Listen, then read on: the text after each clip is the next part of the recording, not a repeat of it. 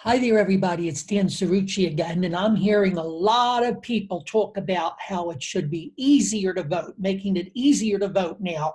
And all the rage now is mail-in ballots, which are fraught with problems, okay? Millions and millions of paper ballots going out in the mail, you can only imagine, okay? So if you're planning to vote, either in the upcoming primary elections or the November elections, which it's a presidential election year, and this is very, very important. I don't think it would be so difficult or so awful if if it wasn't the easiest thing in the world for you, let's put it that way, okay? I don't think it would be so awful if you had to wait in line, or you had difficulty finding a parking space, or you had to battle inclement weather to vote real, live, and in person. Because maybe it would remind you that voting is a right and privilege granted to all eligible citizens, but it's also a treasured responsibility and even an obligation. So why should it be so easy or simple? Was it easy for our nation's founding fathers, who put their sacred honor on the line to declare our independence and form this country? Was that easy? Was it an easy thing for them to do? Were they able to mail it in? Was it easy for those who fought in the Revolutionary War, or the Civil War, or the two World Wars, or the Vietnam War, or the Gulf War? Was it easy for any of them who fought to save our democracy and guarantee our rights? Was that easy? Was it easy for those who crossed this country in wagon trains to settle the land? Was that easy?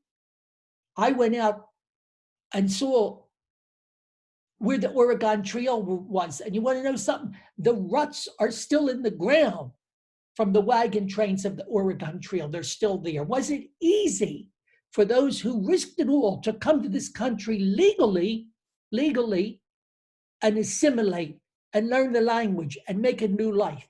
Was that easy?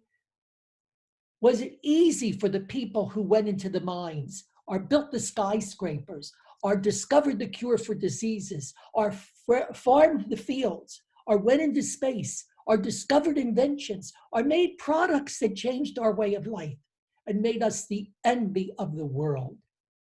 Was any of that easy? Was it easy for the civil rights marchers and the sit-in demonstrators who went down south and battled for freedom and for the right to vote, which many of these people did in some way or another? No, it wasn't easy. And voting shouldn't always be so easy. Let me tell you something. Voting should not be a common convenience. It's not like breezing through the drive-through or commanding Siri to do something and play your favorite music, or posting on Instagram, or accessing Amazon.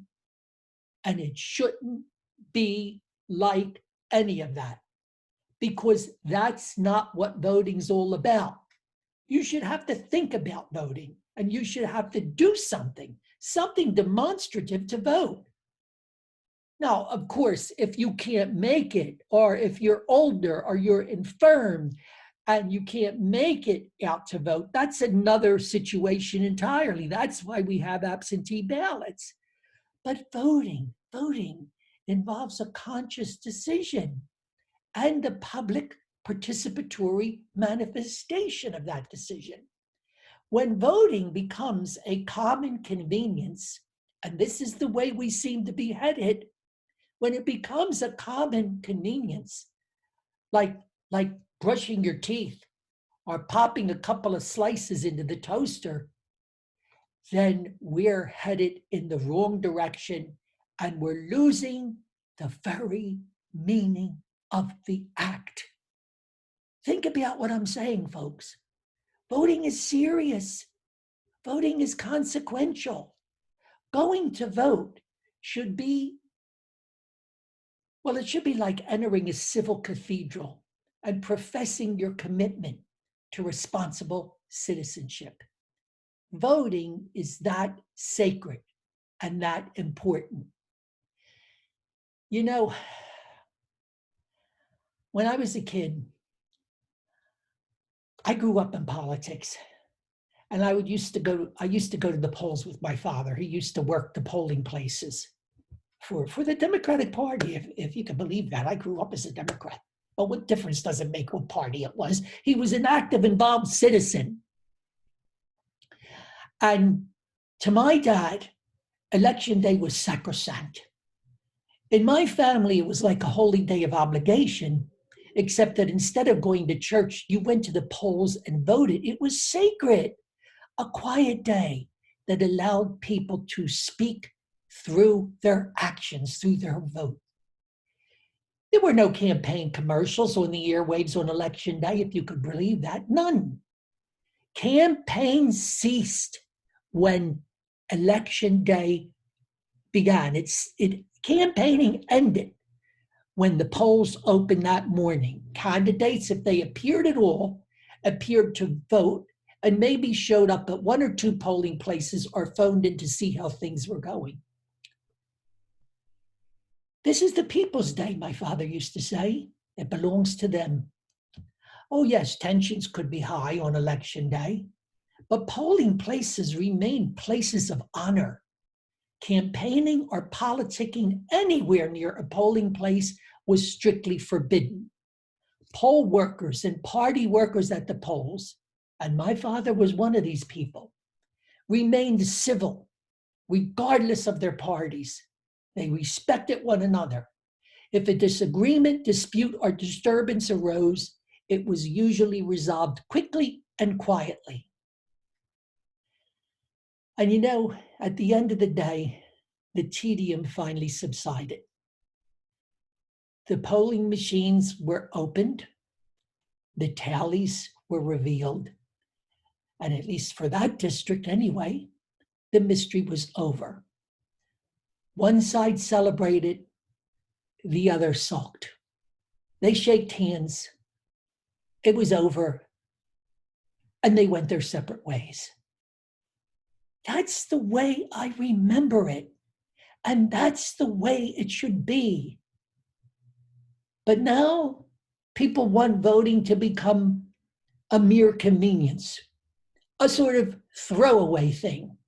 How do we even know who's marking the ballot, who's helping them, and what happens to that envelope and that piece of paper after you put it in the mail?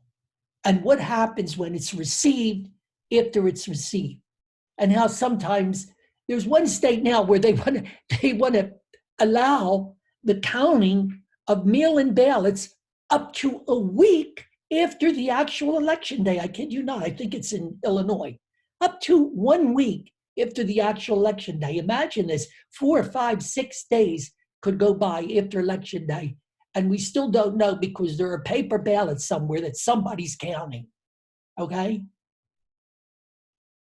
And now, voting day itself is so noisy and cacophonous, with greedy radio and TV stations still running campaign spots and ads, and the internet still clogged with the same huckster messages. It's disgraceful, it's tawdry, it's unseemly, and it's disrespectful. This is the very system and the treasured principles that make a free and fair election possible. So my plea, my hope, my dream, my prayer as a citizen is we can get back to the point of respecting the sanctity of election day. We're facing a big, important election. You may have to wait in line. You may have to wait 6 feet or whatever it is behind somebody else.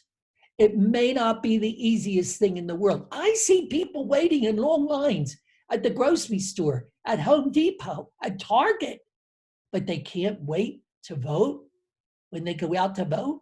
And if we need to accommodate them, let's bring in more machines and accommodate them. But let's be very, very careful about jeopardizing the sanctity and integrity of the vote. Think about what I'm saying, folks. This is as important as anything in our democracy. It goes to the very core, the very marrow of our freedoms. Thanks for listening. Hope to talk to you again. Hang in there during this quarantine. Cherish and love your family members.